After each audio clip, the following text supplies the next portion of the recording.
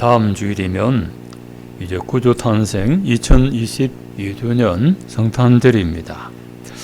마태복음 1장에는 예수님의 족보가 나와 있습니다.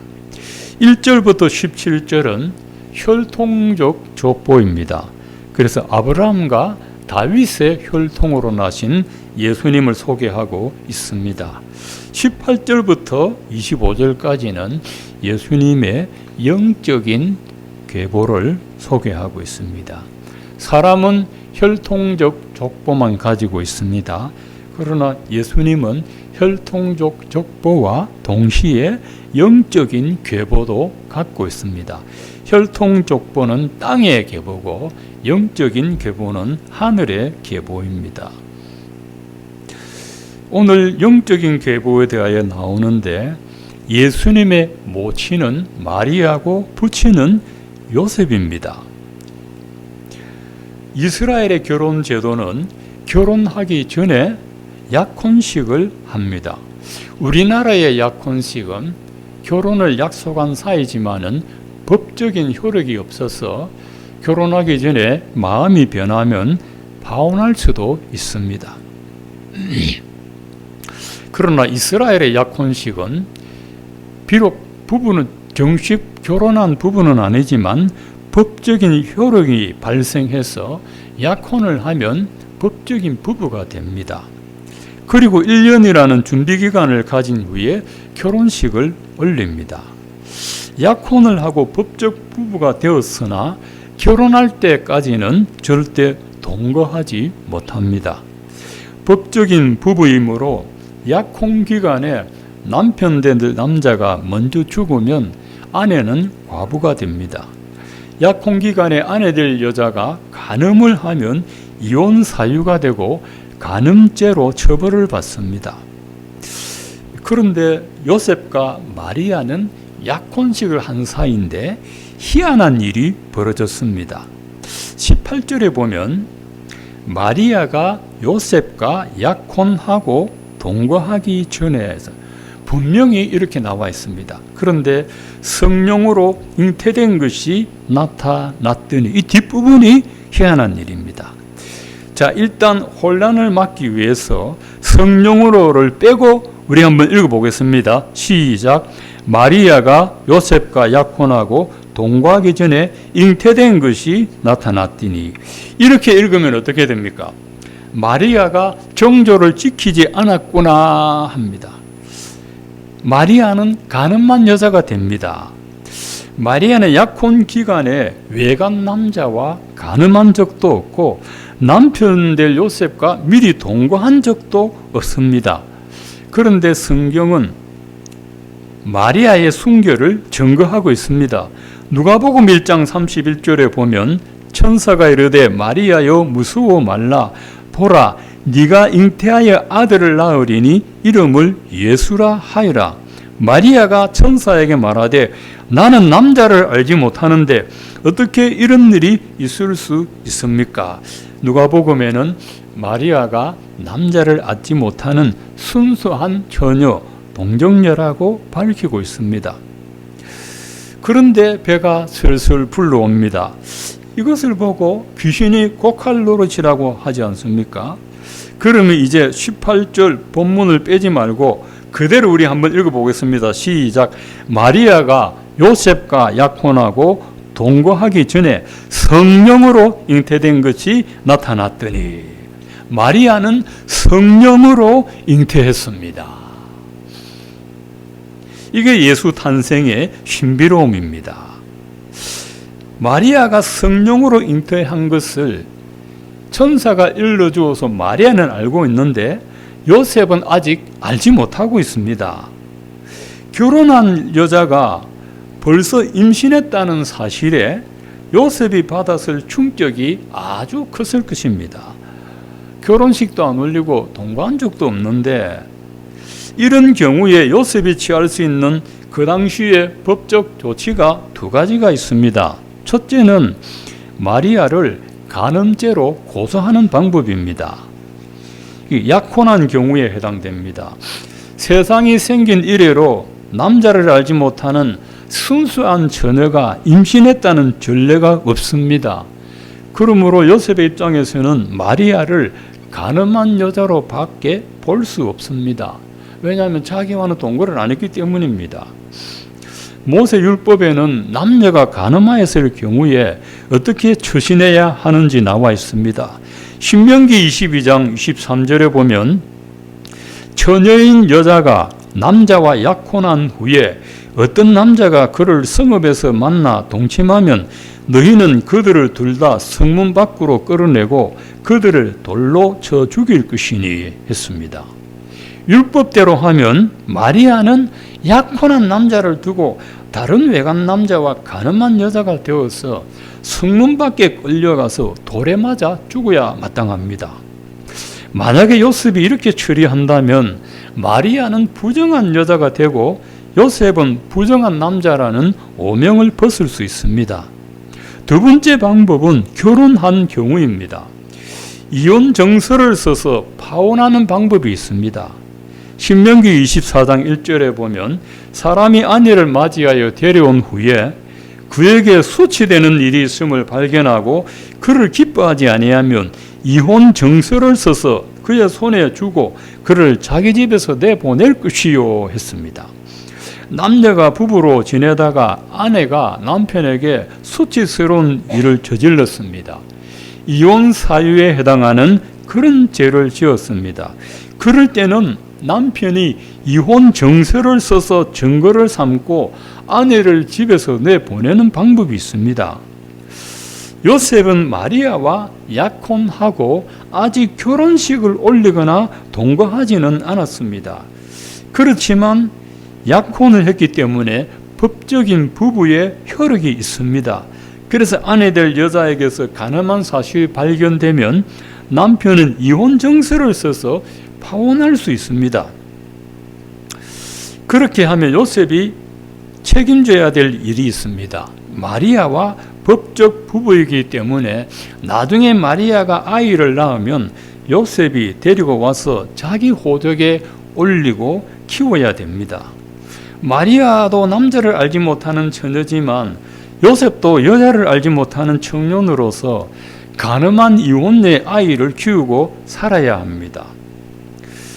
요셉이 이 두 가지 간음죄로 고소하거나 아니면 파혼을 하거나 둘 중에 하나를 해야만 합니다.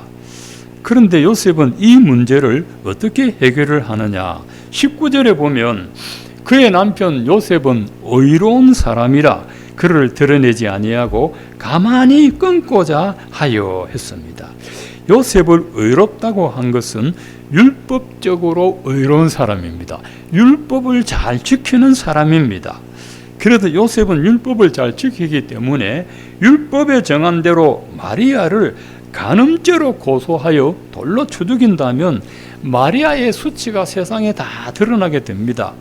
그러나 요셉은 마리아의 수치를 사람들에게 드러내려고 하지 않았습니다. 요셉은 마리아에게 이혼 정서를 써주고 조용히 파혼하기로 마음을 먹었습니다. 요셉이 이런 결정을 내리기까지 몇 날 밤을 지새우면서 고민에 고민을 거듭해 왔습니다.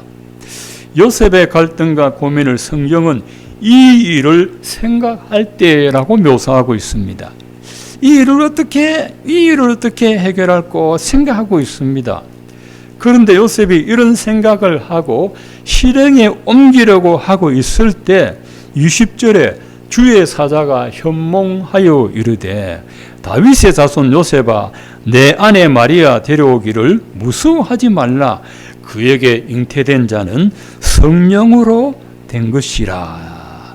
이제 하나님의 천사가 요셉에게도 마리아에게 잉태된 자는 성령으로 된 것이다 하고 분명히 말해 주었습니다. 너의 아내 마리아는 부정한 여자도 아니고 간음을 행한 여자도 아니고 너의 아내 마리아가 임신한 것은 성령으로 된 것이라. 너의 아내 마리아가 아들을 낳을 때 이름을 예수라고 지어라. 이는 그가 자기 백성을 그들의 죄에서 구원할 자이시다. 너의 아내 마리아가 성령으로 잉태한 것은 성경의 예언을 성취하려는 것이다 하면서 63절에 보라 처녀가 잉태하여 아들을 낳으리니 이름을 임마누엘이라 하리라 하셨으니 이를 번역한즉 하나님이 우리와 함께 계시다 함이라 했습니다.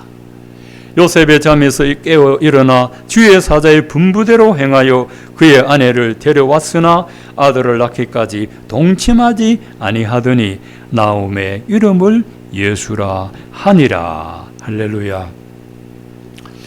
예수님의 탄생은 우리나라 단군 신화도 아니고 그리스 로마 신화도 아니고, 여러분 신화는 믿을 수 없는 이야기입니다. 증거되지 않는데 그런 설이 있다는 게 신화. 신화는 신화일 뿐입니다. 사실이 아닙니다. 예수님의 탄생은 신비롭지만 역사 속에 일어난 사실입니다. 그래서 부인할 수 없습니다. 여러분 달력을 보십시오. BC, AD 이게 무슨 뜻입니까? BC는 예수님 오시기 전, AD는 예수님 오신 후입니다. 여러분 세계 역사가 불기도 아니고 단기도 아니고 BC와 AD 서기로 나누고 있습니다. 서기. 예수님의 탄생하기 전을 주님 오기 전, 예수님이 오신 후를 주님 오신 후, 서력 후라고 그렇게 읽습니다. 세계 역사 모든 인구가 증거하고 있습니다. 요셉이 마리아와 약혼을 하고 동거하기 전에 성령으로 예수님을 잉태해야지 그것이 정말 하나님의 능력으로 잉태됐다는 것을 증명하게 되는 겁니다. 만약에 마리아가 요셉과 결혼식을 올리고 첫날 밤을 지내고 난 후에 예수님이 잉태되었다면 누가 예수님을 성령으로 잉태했다고 믿어주겠습니까? 또 요셉이 성령으로 예수님을 낳았다고 말한다 해도 사람들이 믿어주겠습니까? 요셉의 아이도 될 수 있지 않습니까? 또 마리아가 내 뱃속에 있는 아이는 성령으로 잉태된 아이가 아니라고 오리발 내어도 사람들이 믿어줄 것 아닙니까? 그러니까 하나님께서 마리아가 요셉과 동거하기 전에 남자를 알기도 전에 성령의 능력으로 예수님을 잉태하게 하셨습니다. 그런데 보십시오. 결혼하고 나서 나오면 성령 잉태된 거 믿을 수 없고 또 둘이서 연애할 때 아이가 저도 믿을 수 없고 약혼식을 하고 동거는 안 하고 법적인 부부가 되니까 아무도 그 사람을 건드릴 수가 없습니다. 보호를 받습니다. 그 사이에 성령으로 잉태되신 것입니다. 이게 하나님의 섭리가 얼마나 세밀한 줄 여러분 아시겠죠? 예수님은 왜 사람이 이해할 수 없는 신비한 방법으로 탄생해야 됩니까? 왜 결혼 제도를 거치지 않고 성령의 방법으로 잉태되셔야 합니까? 거기에는 오늘 말씀에 두 가지 중요한 이유가 있습니다. 첫 번째 이유는 예수님은 죄 없는 몸으로 탄생하셔야 하기 때문입니다.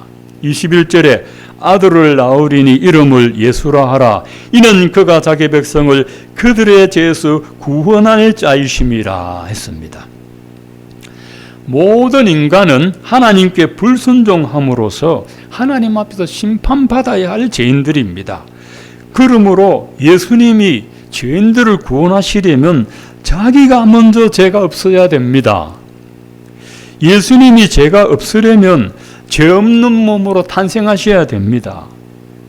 예수님이 죄 없는 몸으로 탄생하시려면 처녀의 몸에 성령으로 잉태되셔야 됩니다.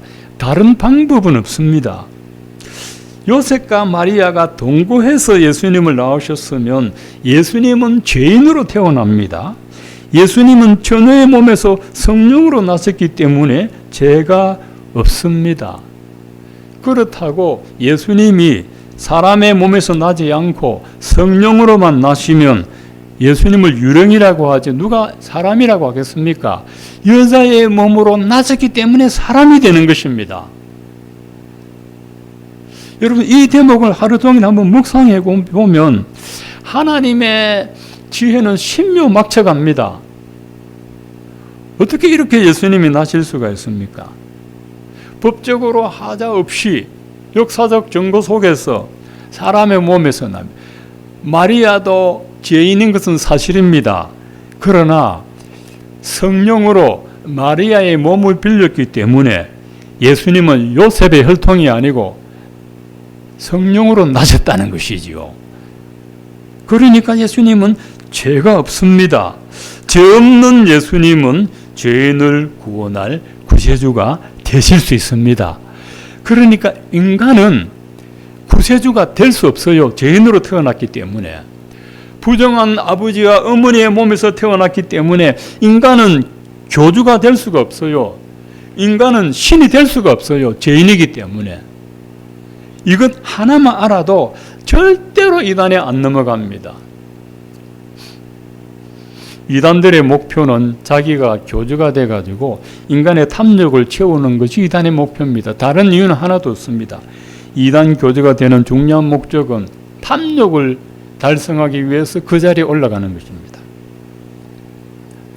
예수님은 처녀의 몸에서 성령으로 잉태되신 우리의 구주이심을 믿으시기를 바랍니다. 그러니까 예수님 우리 죄를 위하여 죽으실 수가 있는 겁니다. 내가 죄가 했는데 내가 죄가 많은 사람이 다른 사람을 위해서 죄를 대신 질 수 있습니까? 내 죄도 해결 못한 사람이. 그리고 두 번째 중요한 이유는 예수님이 우리와 함께 하시려고 세상에 오셨습니다. 23절에 보면 보라 처녀가 잉태하여 아들을 낳으리니 이름을 임마누엘이라 하셨으니 이를 번역한즉 하나님 우리와 함께 계시다 함이라. 임마누엘입니다. 자, 엘은 하나님이십니다. 임마누나 함께한다. 하나님이 우리와 함께한다. 이게 임마누엘입니다.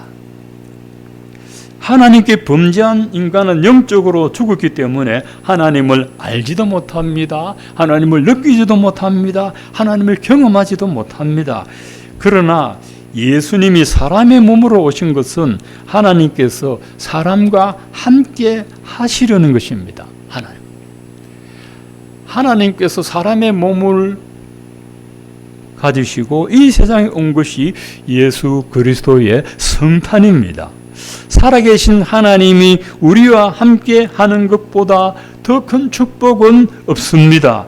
전능하신 하나님께서 우리와 함께 하시는 것보다 더 큰 은혜는 없습니다.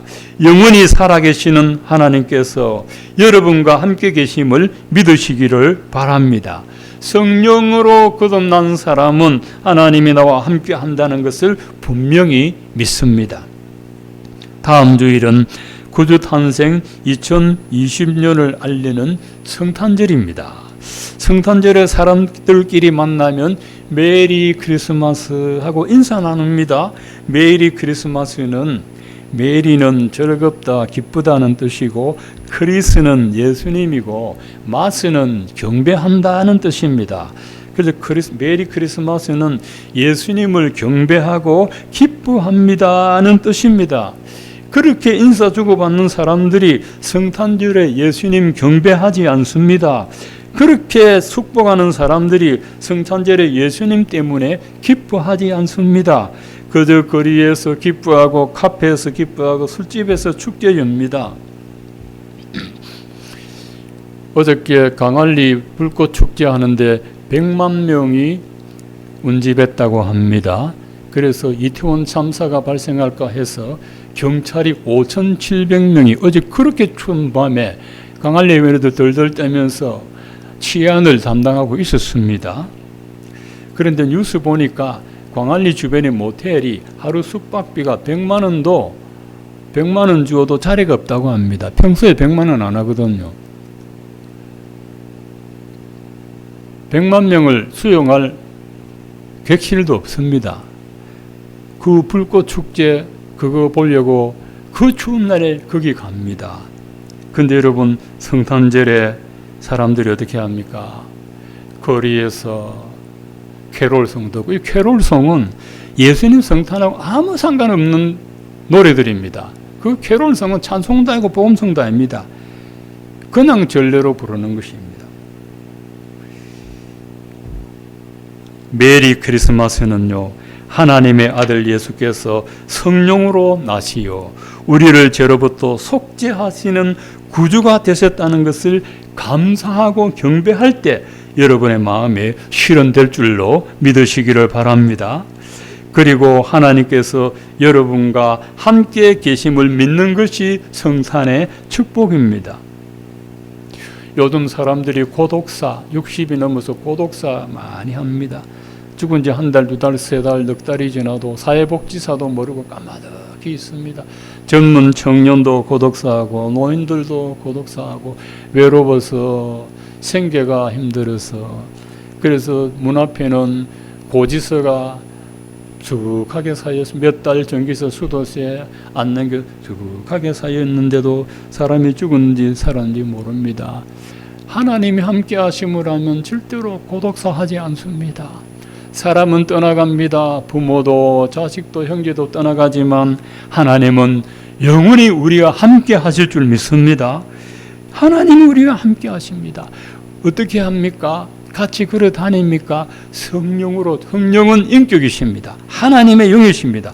성령으로 우리 안에 와 계십니다. 성령님께서 우리를 진리의 길로 인도하시고 믿음의 길로 인도하시고 축복의 길로 인도하시는 분이 하나님이 함께 하시는 증거입니다.